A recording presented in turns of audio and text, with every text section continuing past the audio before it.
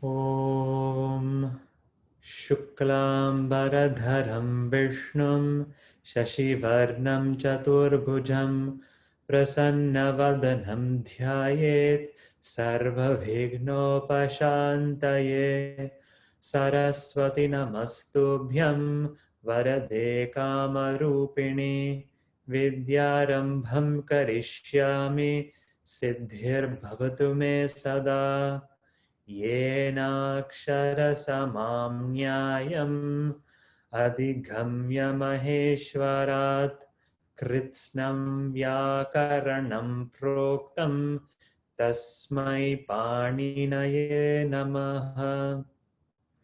वाक्यकारं वररुचिं भाष्यकारं पतञ्जलिं पाणिनिं सूत्रकारं च प्रणतोऽस्मि मुनित्रयम् वागर्थाविव सम्पृक्तौ वागर्थः प्रतिपत्तये जगतः पितरौ वन्दे Parvati परमेश्वरौ। Om Shanti Shanti Shanti Hari Om Shri Gurubhyo Namaha Hari Om. Namaste everyone, welcome.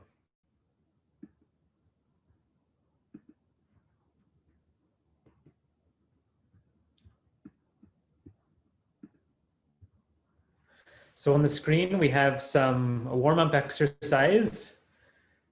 I call this Sandhi edition. I don't think Panini used the word Sandhi edition. This is something new that we've created. So, right, Sandhi is literally, right, the word Sandhi means joining of two things, addition, right? So here we're doing Ach Sandhi. Ach Sandhi means vowel Sandhi. So when vowel meets another vowel. So the first one, iha eva.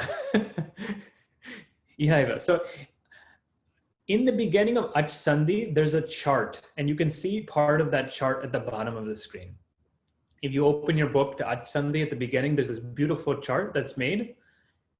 That chart is helpful to kind of grasp, to kind of keep everything together, because we're going to learn a lot of Sandhis. So this helps us kind of to crystallize what we're learning. So if you notice that on the left side of the chart, you have the Purva Shabda, so the previous, the first letter, and you have the Para Shabda, the sound that comes afterwards. So whenever we're talking about, so far, we've only talked about Guna and Vriddhi. Guna and Vriddhi. And Guna and Vriddhi always happen after Avarna, right? A or A. So here I have, let's start with Gaja Indra. Let's start with Gaja Indra, okay? I have Gaja, I have A meaning E, Indra. So I can find A and then E. And then I ended up Guna, which is Gajendra. Right? A plus E is A. Maya plus Upadhihi. A plus U becomes A plus U becomes O. So it becomes Mayopadhihi. Mayopadhihi. Iha plus Eva. So now this is Akara and I have a diphthong, right? I have H. A-O-I-Ow. H. So when that happens, I just add one more feather, right? So I-haiva. Ganga, Ogaha, put one more. Gangogaha. Oh, you get O. Gangogaha. Okay. Let me know in the chat if you have any, want to ask any questions, and I can unmute you. Okay. So let's continue.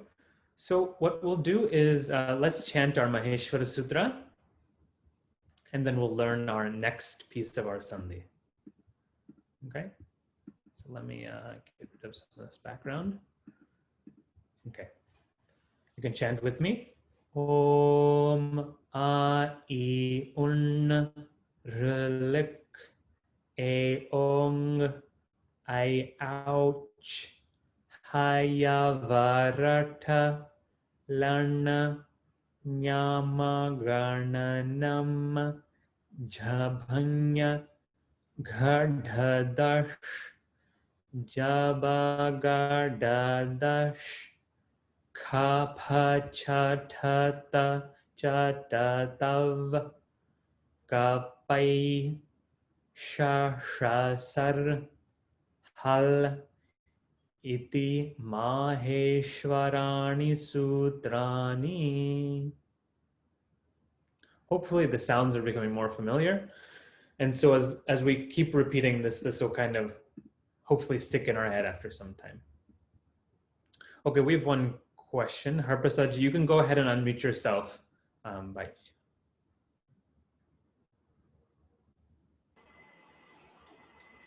have, regarding guna, I have a couple of questions. One is, I'm looking at page 32 of our blue book, in which it is regarding gana, regarding the first gana, and he says, the author says, when conjugating dhatus in first gana in lat and kartari, the anga takes guna. That is, I'm having difficulty understanding that statement. Yeah, so that's a little bit outside of our context right now. But basically what happens when you said dhatu and what does it mean? Then when the anga in the first gana takes gana. Yeah. So takes guna, I'm sorry. Takes guna, yeah. And so did they give an example there? If applicable, no, they don't. But anyway, I'm sorry, it is out of the, if it is out, we can talk about it later. Yeah, I can show you some examples later. It'll make more clear if I can show you the examples on the screen. That's a little bit out of our context, but basically what happens is guna, like it takes the letter that is most similar to it among the three guna letters. So we can see some examples later. No, okay, we'll do that later, sir. Okay. So we'll come back. This is the flow chart you see. We'll go to the next section of our Sandhi, which is yaṇ-sandhiḥ. So you can flip ahead. You can find yaṇ-sandhiḥ in the book. It's right after the vriddhi sandhi.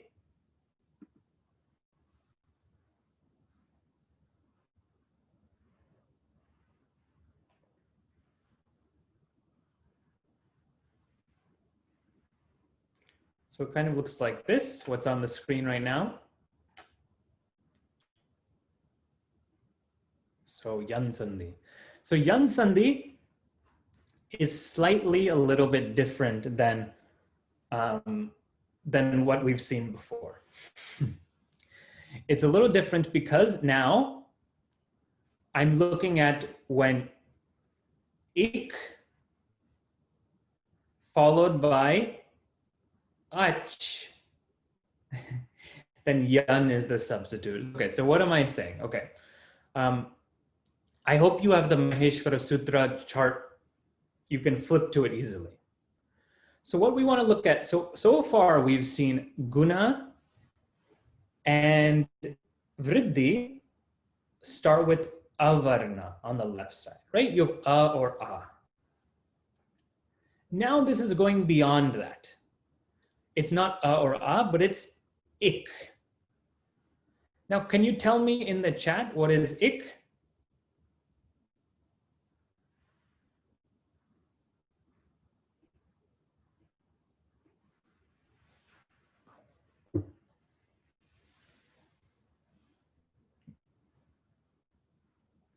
So if you look at the Maheshwara Sutra, it's the beginning. So it starts with E, we know that. E to ka, yeah. So E, we don't include ka, E, U, R, and L. Ik. We don't include the ka, right?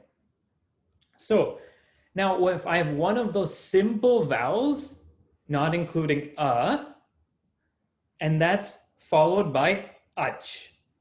We know ach, hopefully by now. Ach means all vowels. So if any vowel follows ik,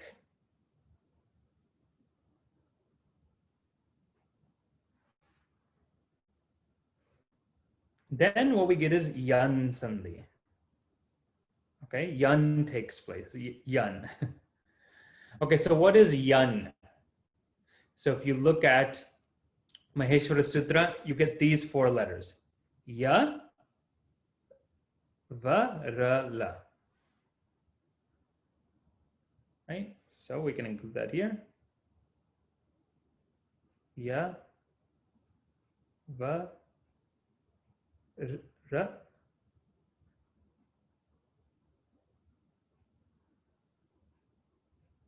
Hola. And notice you have to add the virama because we're not adding the It's just ya without the at the end. Va without the at the end. Ra without the you can only pronounce it with an but you have to note that it's taking out the at the end of those consonants.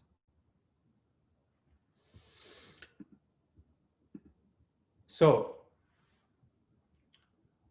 when I have any vowel, any simple vowel except for I, U, R, L, and that is followed by any of the vowels, then that gets replaced by yavarala. Okay?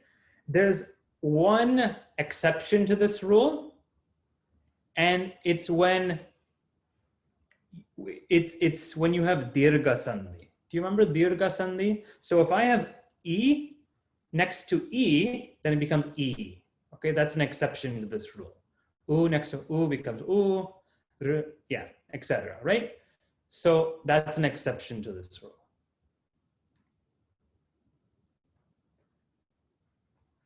Now, when we have the substitution is based on where it's pronounced in the mouth. So if you see on the screen, right? E is a palatal sound. It's going to get replaced by ya. Okay. U is going to get replaced by va. It doesn't matter what's next to it. It'll always get replaced by the one that's similar sounding to it. R sounds like ra, right? They're both cerebral. They're pronounced by the same part of your mouth. And l is that your tongue goes to dental, to the teeth, so that it gets replaced by la. Okay, the vowel l gets replaced by la, except without the akara at the end. Okay, let's go one by one so we can see this a little bit slowly. So you see this at the bottom of the screen right here. So we have E varna, right? We E, short E or long E, right? That's ik, followed by ach. Any vowel, it gets, that E will get replaced by ya. Remember in Guna and Vriddhi, both letters were getting replaced. Here, only the first letter is getting replaced. Okay, that's something to note. Here, only that first letter gets replaced. So if we see in example number 1, iti plus atra. I have E next to a.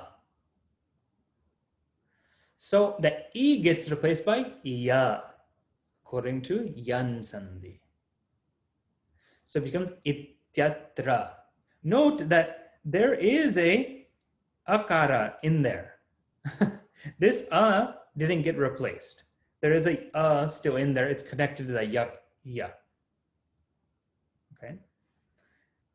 Let me know if that's not clear, right? Because if we write it in English, there's that which is still there. Example 2. Nadi plus atra, nadyatra. Iti plus uchyate, ityuchyate, right? That E gets replaced by ya. E always gets replaced by ya when anything, any vowel except for E follows it.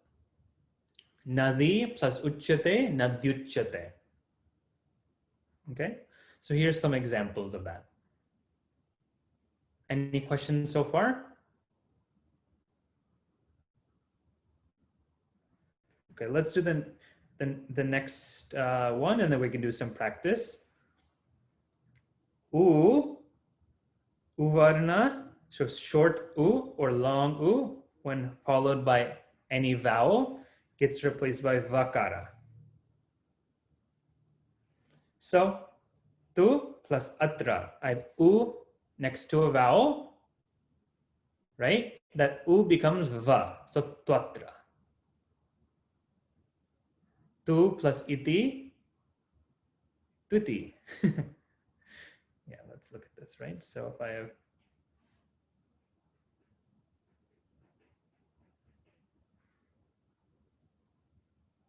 so you have u next to e, and this u will get replaced by va.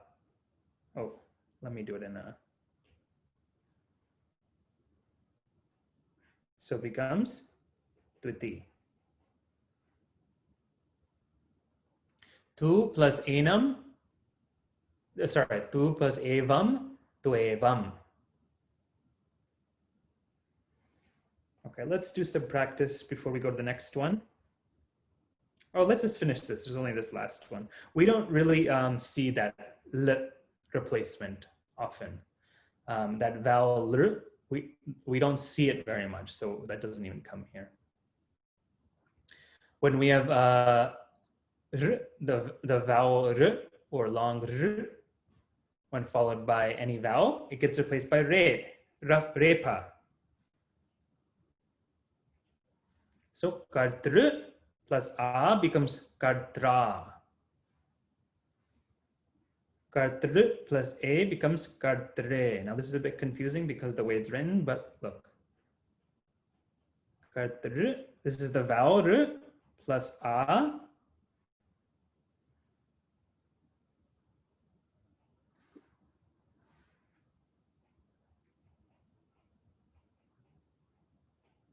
Okay, so notice how this was a vowel with the dot underneath, and this is now a consonant. Oh, I'm missing a letter there.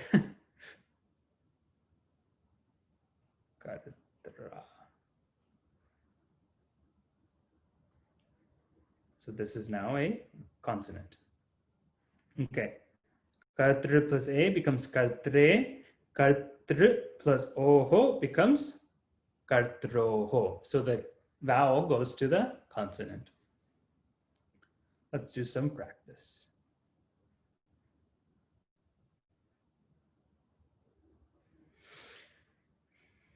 Okay, so this is still in your book. You can actually do it. You can write it in there. Okay, iti plus ataha.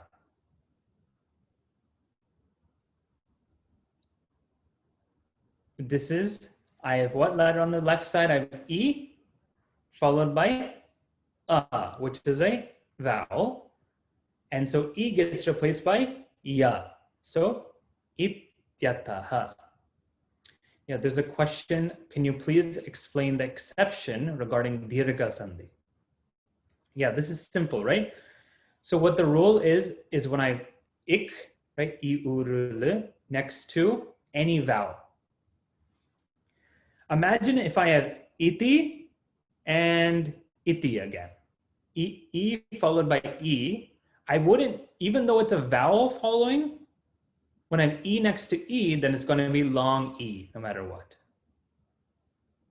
So that's the exception. That's savarna dirgha sandhi. Yeah, exactly. Okay, hope that makes sense. Yadi plus api, yadyapi, right? E always gets replaced by ya. Let's look at number 2. Iti plus aha, ityaha. Number 4, nadyasti, nadyasti. N-A-D-Y-A-S-T-I, right? Nadyasti. Okay. Iti uktva. This is U-T-K-V-A, right? Long. Uktva. Iti uktva. Becomes ityukta, right? It doesn't matter what's on the right side. Even if it's u, that e always gets replaced by ya. Okay, ityuktva. Okay, so I think we've seen enough of the e. Let's look at number 9. Vastu plus asti. Can you tell me in the chat what is vastu plus asti?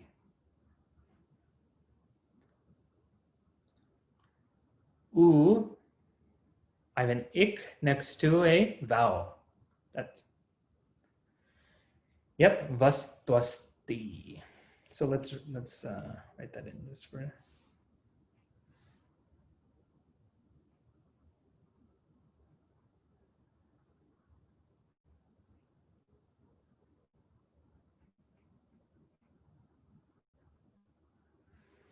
Vastvasti.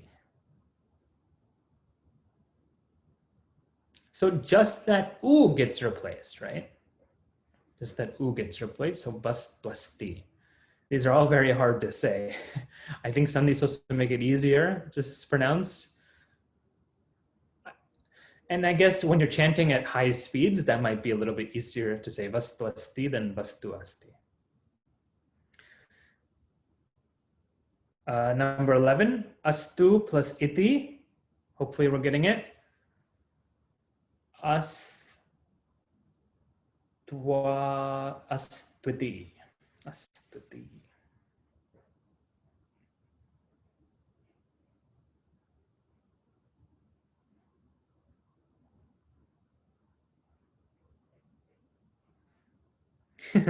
That's a bit not very neat. Sorry about that. But astuti.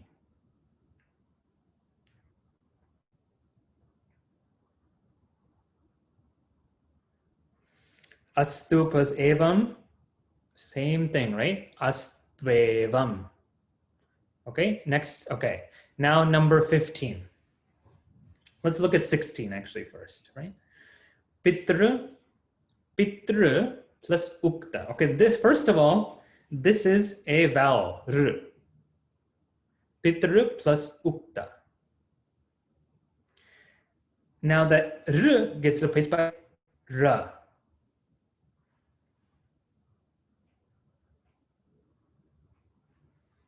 So when I'm writing that,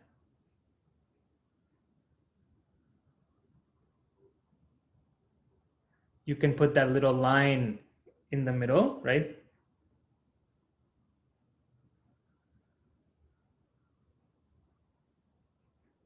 Pitrukta, okay? So that's an u, not a, that's pitrukta, pitrukta.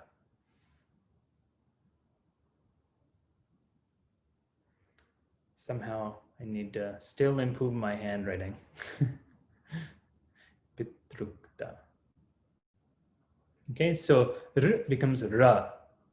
Now r and ra is very complicated how to write it because they become symbolized in different ways in Devanagari. Hopefully we know Devanagari enough that that's okay. Let's just do 2 of these and then we can move on, or a few of these and then we can move on. Ityartaha. Ityartaha. So we have a yakara. Yakara is always made up of e, right? So we know the first word is iti and then artaha, if we know, right, Sanskrit. Let's do number 7. Pashvadi. Pashvadi. Where do you see the yaṇ?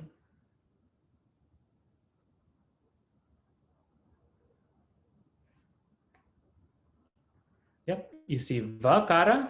So vakara is always going to be made of u. So we know it's pashu.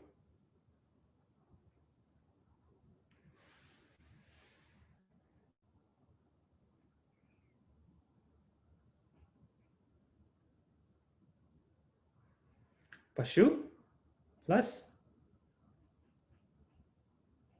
adi. Pashvadi. Now, how do you know it's not adi or idi or whatever it is? Because adi is a very common word. It means the beginning of which. Sometimes we say it as etc. as well.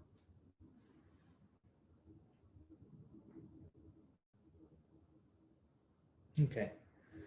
Any questions right now? This is a good time to ask questions. Otherwise, we'll switch topics.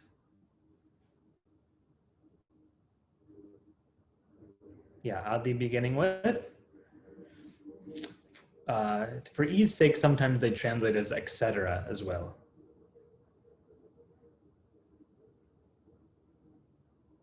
But the literal translation is beginning with. Okay. Number 13, kartradi. Kartr plus adi, right? So this is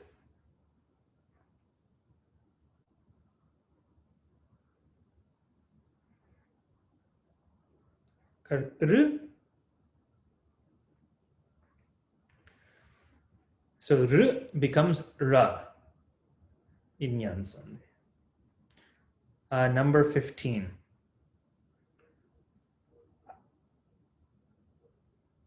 I don't have a number 15 on the board. On this. Okay, sorry. Datra plus amsha. Datra plus amsha.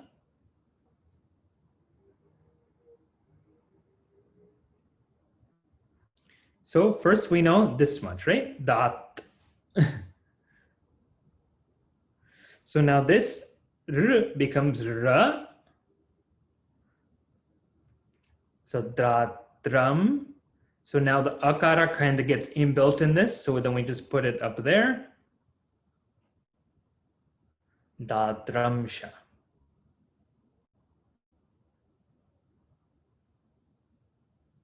Datramsha. So the anuswara just, it stays over that but that gets inbuilt into the tra. Okay.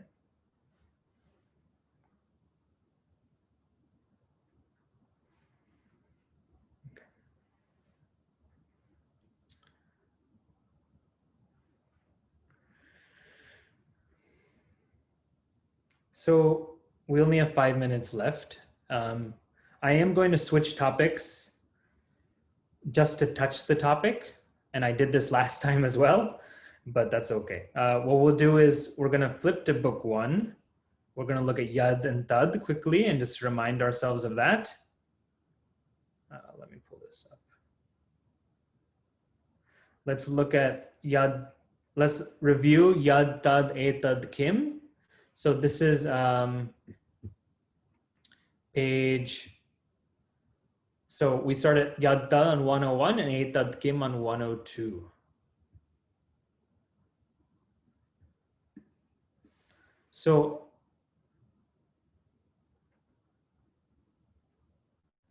let's look at, so yad, we'll just chant yad together. Ready? Yad, ye, yani. Yad, ye, yani.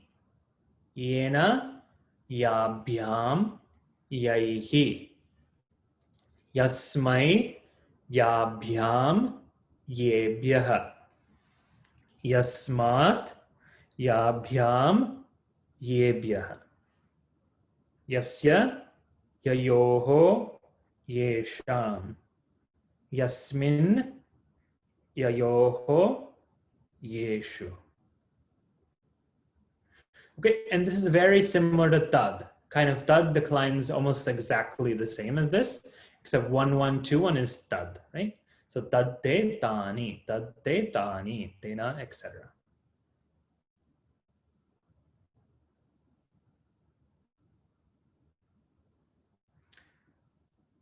So so so there's a comment is that it is pronounced yaihi. We would say yaihi. That is correct. Yaihi. So when we look at yad and tad, we need to remember about relative clauses. Okay, so we saw this in masculine, and now we're entering the same topic in neuter. So yad is a pronoun. So it stands for something, and the corresponding, so the pronoun that's connected to it is told by tad. So yad and tad can be in the same sentence, right? And they're both referring to one and the same object. Yad is what we call a relative clause. So when we find yad, that whole phrase, which yad is included, is what we call a relative clause. And it gives information about what we call the main clause, which is told by the word tad. Okay, and the thing to know is that the thing or person, which is indicated by yad, is the same thing indicated by tad. Okay, which means yad corresponds to tad. So for example, yaha pashyati saha janati. Okay, yaha, one who sees, saha janati, that person. So that person who sees also knows, right? So the yad clause gives more information than what is told by the tad clause. It kind of loads information on the tad clause. So saha janati, he knows. But who is he? He is the one who sees. So the one who sees, he knows. Okay, so yad clause is our subordinate clause, our relative clause. And saha janati is the main clause because it includes tad. So this is this was the example in exercise 17 when we were looking at in masculine. Let's look at it quickly in the back of the book. You don't need to flip because we only have 1 more minute, so you can just stay with me on the screen. Let's look at a simpler example than number. Okay.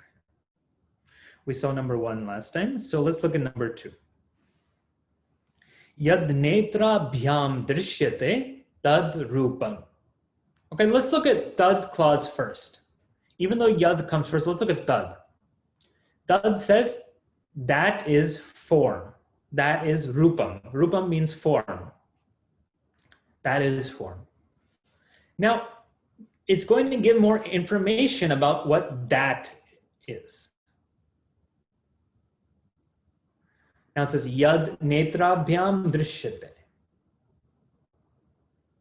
So that which drishyate, it's karmani prayoga, so is seen, that which is seen, netrabhyam. Netra means eye. So netrabhyam is 3, 2. Karane tritiya to drishyate. So that which is seen by the 2 eyes, that is form.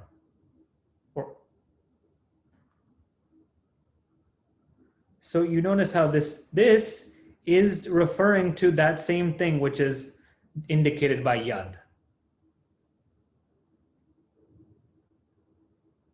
that which is seen by the two eyes, that thing is form. Okay. I know there's some questions, so I'm gonna stop the class here. We'll come back in 5 minutes at 8:10, and I'll take some questions in between. Feel free to get up, stretch, drink some water, and then come back for class. Okay, Harprasadji, you can go ahead and unmute yourself.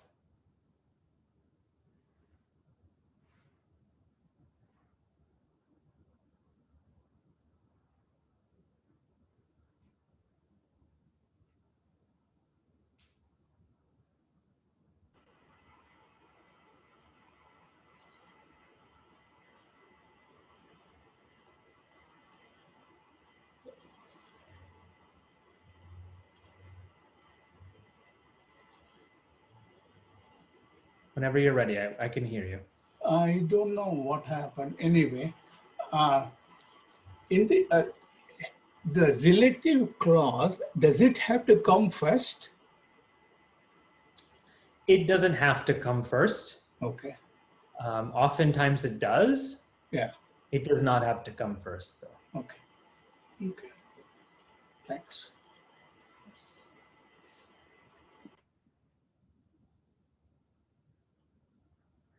There's a question about does yad equal if and tad equal then? And the answer is no. There's a phrase called, there's a similar type of phrase that yada and tada. Yeah, yada, if, then is basically the translation of that, yada and tada. When, then, or if, then, when, then. So yada and tada is more similar to if, then. But you can say the same exact thing that is told by yad and tad in an if-then clause. Okay, so it can be said the same way in an if-then clause or yada tada, but it's not an exact translation. They're not exactly synonyms of each other. Yad is which and tad is that. Okay.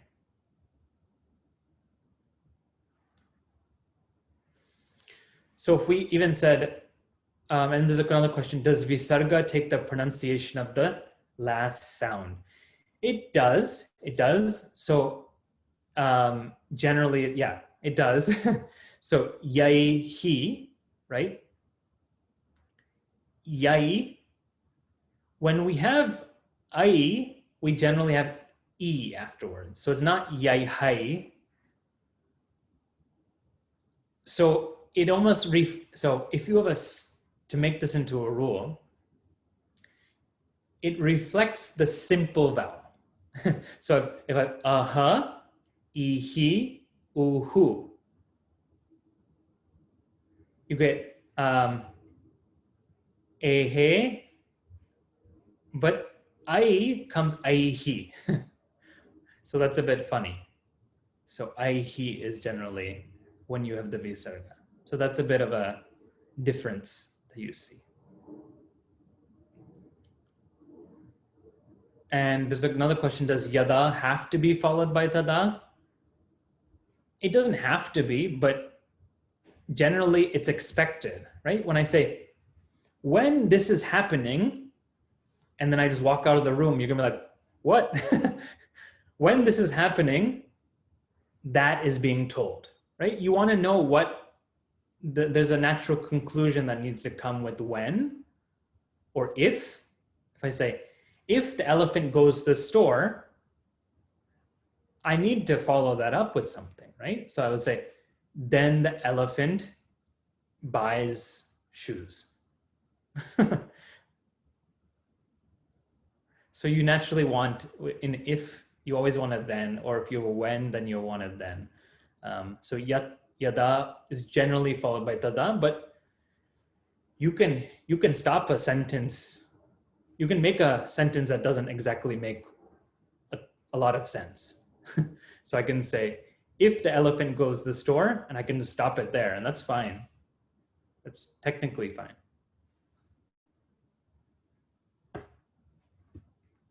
going to turn off my camera.